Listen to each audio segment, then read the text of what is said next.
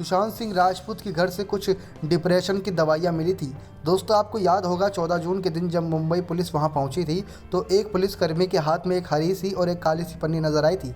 कहा जा रहा था उसमें डिप्रेशन की दवाइयाँ थी जिनको सुशांत सिंह लेते थे, लेकिन इस बात की पुष्टि कितनी हुई ये बात गुप्त रखी गई थी। बताया दोस्तों, इसके अलावा सुशांत सिंह के घर पर काम करने वाले दीपेश सावंत ने कुछ बड़ी जानकारी दी थी।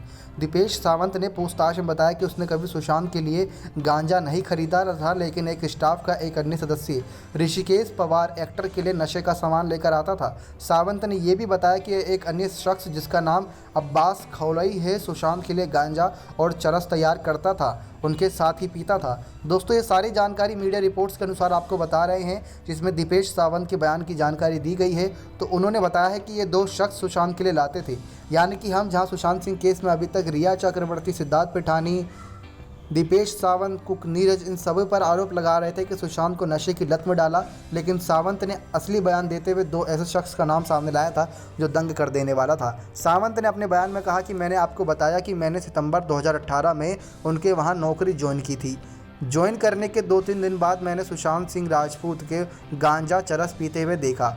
एक दिन मैंने अशोक भाई से पूछा कि क्या सुशांत सर चरस पीते हैं, तो उसने कहा कि हाँ पीते हैं। उसने बताया कि करण, मुझे उसका पूरा नाम नहीं मालूम है, उसने पहली बार सुशांत सर को गांजा या चरस पीने के लिए दिया था। दीपेश ने आगे कहा कि अपनी नौकरी के दौरान मैंने कभी सुशांत सर के लिए गांजा लेकर नहीं आया। हमारा एक साथी ऋषिकेश पवार सुशांत सर के लिए गांजा लेकर आया था।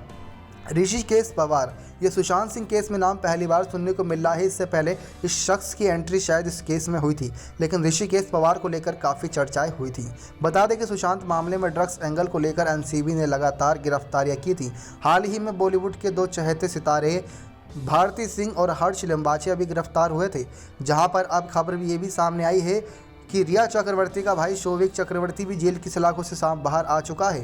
तो ये बड़ी अपडेट है कि दोस्तों एनसीबी अब लगातार अपना शिकंजा कसती नजर आई है।